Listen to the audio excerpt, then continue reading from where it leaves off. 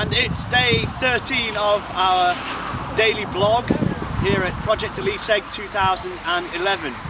You might be able to see it's very wet. I'm resplendent in my waterproofs and I am soaked through. Nevertheless, I'm here to provide the vlog for day 13. I'm filling in for Professor Howard Williams, Professor Nancy Edwards, who is busy talking to our guests here on the open day, and Dr. Gary Robinson is busy directing the dig. Today is actually our last day of digging and recording. Well, this morning we are backfilling in certain areas of the site. In other areas we are section drawing to get a good insight into what is occurring in the rest of the cairn that we can't dig into at this time. And in other parts we are tidying within here, and so when people come in for the open day we have a lot more to show them when they come in.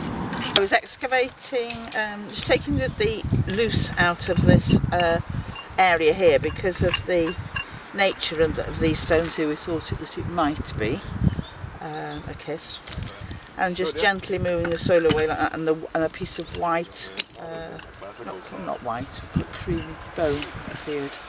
It looks as if it's got 2 cut marks on it.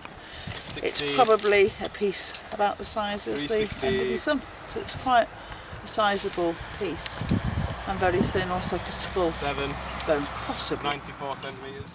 And these are the 2. This is the piece of bone that was found in that potential kist there, and there seem to be 2 cut marks on it there. You can see it's quite thin, and it's got a curve, possibly a skull. So tomorrow will involve putting everything back. What that means is we'll start off by putting the terum down, or the geotechnical membrane, which protects the archaeology.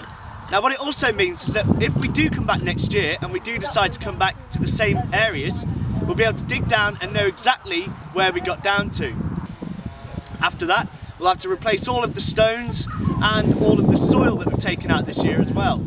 So a fairly arduous task, unless you have the excuse of standing behind the camera as the media supervisor. We're finishing the photography really, and so as a final thing we're taking down the photographic tower. We had Adam Stanford of Aerial Cam, well-known archaeological photographer, professional, who came yesterday and did some aerial views with his long pole from the site. Now, as well as that, Caddy will be coming out again in order to restore the monument to its original state. The stage we're at to now is that we're doing the last bits of recording of the site, because we're going to have to start backfilling it, because tomorrow will be our very last day here.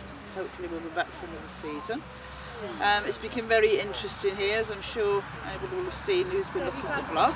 We've found potential burials. Personally, from a personal point of view, this is my 2nd season here, and it's really been absolutely brilliant as far as I'm concerned, because so much of what we've seen here and experienced is built on what I've been doing in the last 3 years in the university in Bangor, and of course I'm sure the Chester students feel the same. After all, it's important to say that we've been here on this site longer than anybody else has been for any single duration. We've been here every day for 2 weeks, and that gives you a sense of place. It gives you a sort of a connection to the landscape, the weather, the changing weather patterns, and how the monument interacts with that. And so it's important to try and capture something of that atmosphere while we're here using the video and using the still cameras.